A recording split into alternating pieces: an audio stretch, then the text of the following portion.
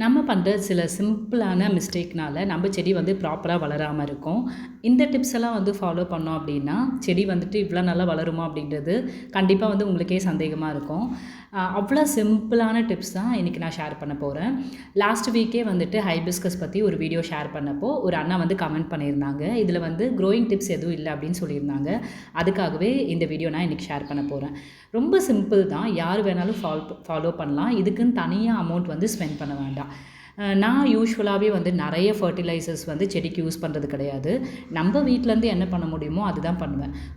இதுக்கு முன்னாடி இருந்த வீட்டில் வந்துட்டு மேலே டெரஸ் கார்டன் வச்சுருந்தனால வேறு வழி இல்லை. ஃபர்டிலைசர் யூஸ் பண்ணல அப்படின்னா செடி ப்ராப்பராக வளராது. அதனால அந்த டைம்லலாம் வந்து வெர்மி கம்போஸ் யூஸ் பண்ணிகிட்டு இருந்தேன்.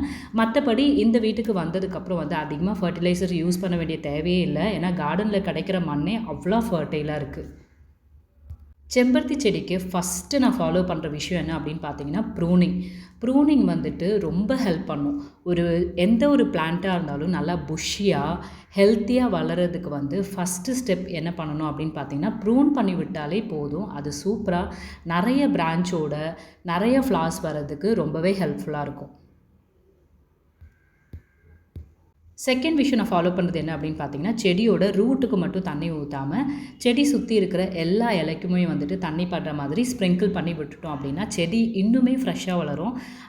பார்க்கும்போதே உங்களுக்கு தெரியும். நார்மலாக ஒரு செடிக்கு வெறும் ரூட்டுக்கு மட்டும் தண்ணி ஊற்றுற செடியை பாருங்கள், இன்னொரு செடிக்கு வந்துட்டு நல்லா தண்ணி ஸ்ப்ரிங்கிள் பண்ணி பாருங்கள். நல்ல டிஃப்ரென்ஸ் இருக்கும். லீவ்ஸ் எல்லாம் நல்லா ஹெல்த்தியாக வளரும். மூணாவது விஷயம் என்ன அப்படின்னு பார்த்தீங்கன்னா, எப்போவுமே வந்துட்டு நம்ம பிளான்ட் ஒரு பாட்டில் வைக்கிறோம், இல்லைனா வந்து நிலத்துல வைக்கிறோம், எங்கே வச்சாலுமே வந்துட்டு அதை சுற்றி இருக்கிற மண் வந்து ரொம்ப டைட்டாக இருந்தது அப்படின்னா, நம்ம கொடுக்கக்கூடிய அந்த தண்ணியோ, இல்லை நீங்கள் எதுனா ஒரு லிக்விட் ஃபர்டிலைசர் கொடுக்குறீங்களோ, எது எது எது பண்ணாலுமே அது ப்ராப்பராக அந்த ரூட்டுக்கு வந்து போய் சேராது.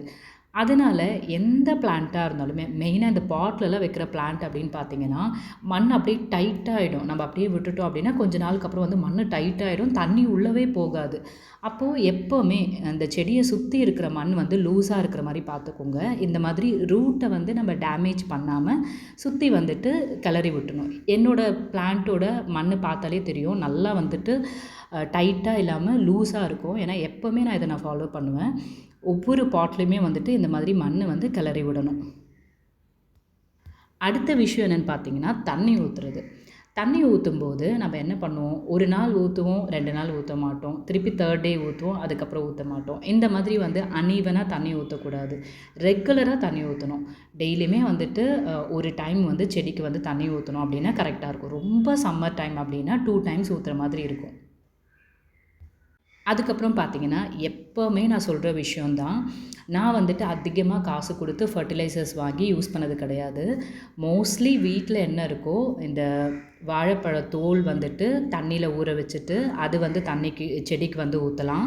அதுக்கப்புறம் வந்து வெஜிடபிளோட வேஸ்ட் எல்லாமே கலெக்ட் பண்ணிவிட்டு, எதுனா ஒரு கண்டெய்னரில் அந்த வெஜிடபிள் வேஸ்ட் போட்டுட்டு, தண்ணி ஊற்றிட்டு நல்லா சோக் பண்ணிவிட்டு, நெக்ஸ்ட் டே இல்லை 2 நாளுக்கு அப்புறம் 3 நாளுக்கு அப்புறம் வந்துட்டு ஃபில்டர் பண்ணிவிட்டு, அதை தண்ணியில் டைல்யூட் பண்ணிவிட்டு ஊற்றினோம் அப்படின்னா அவ்வளோ எஃபெக்டிவாக இருக்கும். ரொம்ப சிம்பிளானது, 0 காஸ்ட் ப்ளஸ் அவ்வளோ எஃபெக்டிவாக இருக்கும்.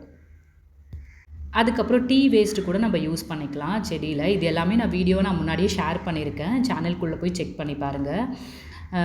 அதுக்கப்புறம் பார்த்தீங்க அப்படின்னா, செம்பருத்தி செடியில் மெயினாக ஒரு விஷயம் நடக்கும். என்ன அப்படின்னு பார்த்தீங்கன்னா, மாவு பூச்சி.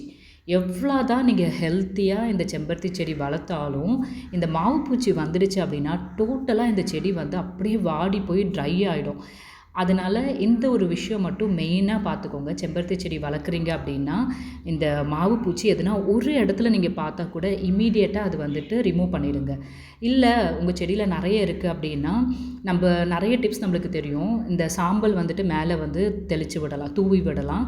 இல்லை அப்படின்னா வந்துட்டு இஞ்சி, பூண்டு, அதுக்கப்புறம் வந்து பச்சை மிளகாய், இது 3மே வந்துட்டு நல்லா அரைச்சிட்டு, அது தண்ணியில் வந்துட்டு டைல்யூட் பண்ணிவிட்டு, அதுக்கப்புறம் வந்துட்டு நீங்கள் வந்து வெயில் இல்லாத டைமில் ஸ்ப்ரிங்கிள் பண்ணிவிட்டு, மறுபடியும் ஈவினிங் டைமில் வந்துட்டு திருப்பியும் அது மேலே வந்து தண்ணி தெளித்து விட்டுட்டோன்னா, அப்போ வந்துட்டு அந்த மீலி பக்ஸ் வந்து கம்ப்ளீட்டாக கிளியர் ஆகிடும்.